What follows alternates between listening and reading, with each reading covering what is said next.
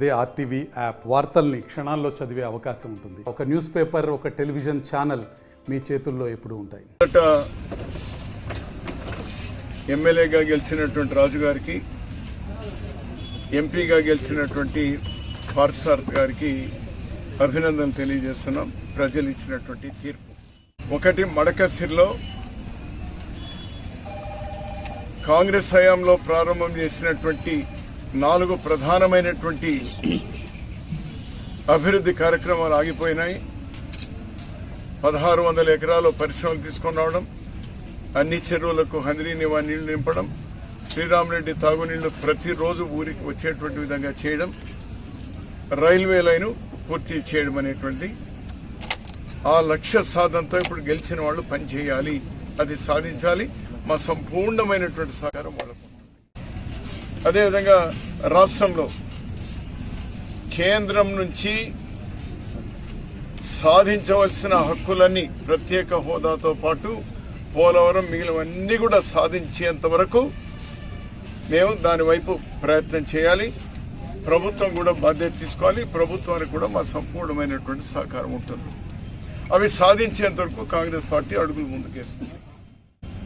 అదేవిధంగా ఢిల్లీలో కూడా గత 10 సంవత్సరాల మాదిరి అప్రజాస్వామికంగా రాజ్యాంగాన్ని తృణీకరించి చేసినటువంటి వికల చేష్టలు ఇంకా జరగవు.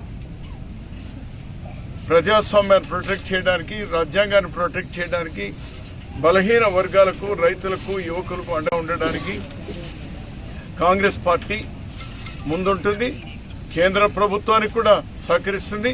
అవి సాధించేంత వరకు కాంగ్రెస్ పార్టీ ముందుకు పోయినారు. 29కి అతను ప్రధాని అవడం తథ్యం. ఆ లోపల ఈ 2 ఊతకర్రలు ఉన్నాయి. ఆ ఊతకర్రలు ఏమి బలహీనం కావాలని మేము కోరుకోవడం లేదు, కానీ ఎప్పుడు ఏమైనా జరగచ్చు. 2 ముఖ్యమంత్రులు కలుస్తా ఉన్నారు రేపు శనివారం. వారిద్దరికీ అభినందనలు. రాష్ట్ర విభజన సమయంలో ఆంధ్రప్రదేశ్కు రావాల్సినటువంటివన్నీ కూడా సాధించుకొని రావడంలో ముఖ్యమంత్రి గారు సక్సెస్ కావాలని, తద్వారా ఈ రాష్ట్రానికి మేలు జరగాలని మేము ఆకాంక్షిస్తా ఉన్నాం. అన్ని సాధించుకోవాలి. ఊతకర్రలంటే ఒకటి తెలుగుదేశం, ఇంకోటి జనతాదళ్, యునైటెడ్ జనతాదళ్, బీహార్లో జేడీ. ఈ 2 ఊతకర్రలు. ఈ ఊతకర్రలు ఎప్పుడు జారిపోతాయి, ఎప్పుడు ఇరిగిపోతాయి. ఢిల్లీలో నిన్నటి రోజు నుంచి కొత్త చట్టాలు అమల్లోకి వచ్చినాయి అని అంటూ ఉన్నారు.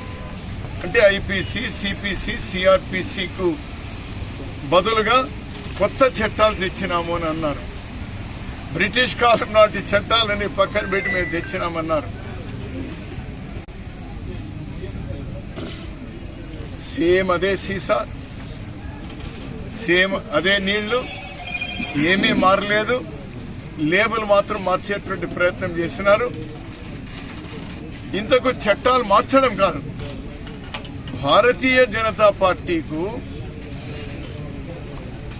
చట్టాల మీద నమ్మకం ఉందా మీకు?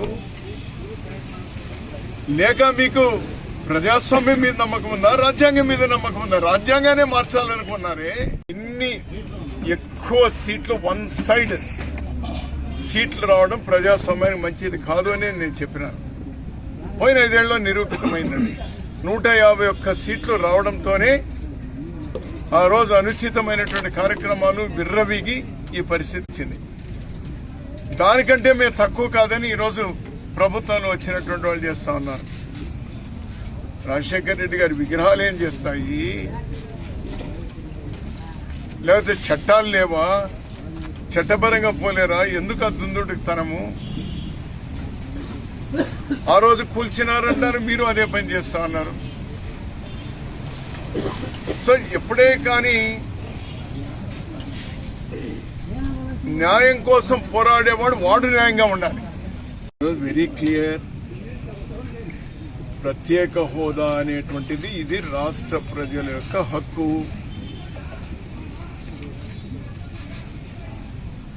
మేము పార్లమెంట్లో కూడా మేము మాట్లాడిస్తాం.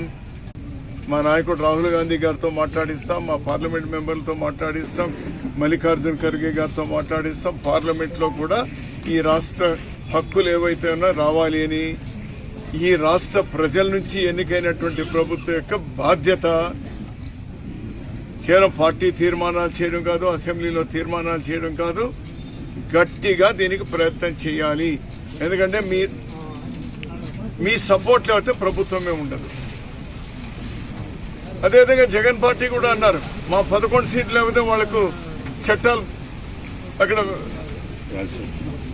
రాజ్యసభలో వాళ్ళ చట్టాలు పాస్ చేసుకోలేరు అని చెప్పి, బిల్లులు పాస్ చేసుకోలేరు అని చెప్పేసి.